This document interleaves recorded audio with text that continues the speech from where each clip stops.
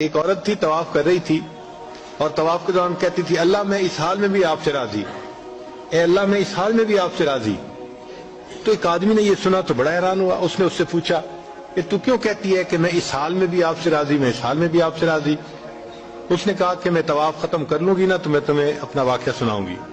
چنانچہ اس عورت نے اپنا واقعہ سنایا کہ میرے 3 بچے تھے، میں گھر کے اندر ایک دن تنور پہ روٹیاں پکا رہی تھی تو میرے بڑے 2 بچے جو تھے وہ گھر میں کھیل رہے تھے کمرے میں، اچانک مجھے شور کی آواز آئی تو وہ کہتی ہے کہ میں نے جب شور سنا تو میں وہیں سب کچھ چھوڑ کے تنور پر آٹا روٹیاں تو میں کمرے کی طرف بھاگی۔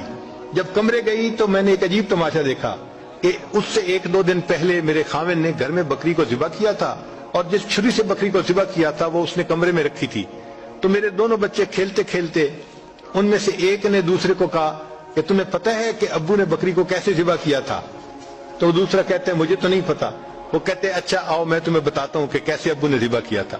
تو میرا درمیان والا بیٹا جو تھا وہ زمین پر لیٹ گیا اور بڑے لڑکے نے اس چھری کو اٹھا لیا۔ اب وہ چھوٹا بچہ تھا اور اس کو پتہ نہیں تھا کہ چھری کتنی تیز ہے، چنانچہ اس نے اس کے گلے پہ جو چھری چلائی تو گلا تو فوراً کٹ گیا اور خون کا فوارہ چھوٹنے لگا۔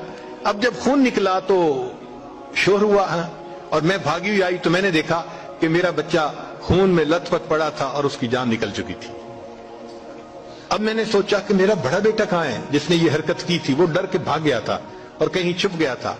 کہنے لگی میں نے اسے دوسرے کمروں میں دیکھا تو کہیں نظر نہیں آیا۔ جب صحن میں آئی تو وہاں میں نے تنور کے لیے کچھ لکڑیاں رکھی ہوئی تھیں، ان لکڑیوں کے پیچھے وہ جا کے چھپا تھا۔ کہنے لگی میں نے پیچھے سے اس کو جا کے جب دیکھا تو اس نے مجھے کوئی جواب نہیں دیا۔ جب میں قریب گئی تو مجھے پتا چلا کہ اس جگہ کے اوپر ایک سانپ بیٹھا ہوا تھا۔ یہ بچہ چھپنے کے لیے جب لکڑیوں کے پیچھے گیا سانپ نے اس کو ڈسا اور یہ بھی وہاں مرا پڑا تھا۔ کہتے میں اس کی لاش اٹھا کے لائی، ایک بچے کو ایک چارپائی پہ لٹایا اور دوسرے بچے کو دوسرے چارپائی پہ لٹایا۔ پھر اس کے بعد میں نے فیل کیا کہ میرا تیسرا چھوٹا بیٹا جو کرالنگ کرتا تھا، رینگتا تھا، وہ کہاں ہے؟ وہ مجھے نظر نہیں آ رہا تھا۔ کہنے لگی میں اٹھ کے جب جو ہے تنور کی طرف آئی تو میں نے دیکھا کہ اس نے کرال کیا اور وہ تنور کے اندر گر چکا تھا۔ تو میں نے اپنے زندہ بیٹے کو آگ کے اندر پورا جلتا ہوا دیکھا اور وہ بھی فوت ہو گیا تھا۔ تو میں نے تینوں بیٹوں کی لاشوں کو چارپائی پہ رکھا، پھر ان کو نہلایا، ان کو کفن دیے۔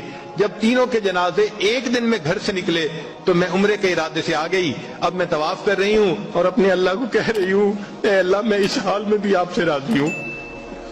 آپ ذرا غور کیجئے نا اس ماں کے دل پہ کیا بیتی ہوگی کہ ایک دن میں جس کے 3 بیٹوں کا جنازہ گھر سے نکلے اور پھر وہ طواف کرتے ہوئے کہہ رہی ہے اے اللہ میں اس حال میں بھی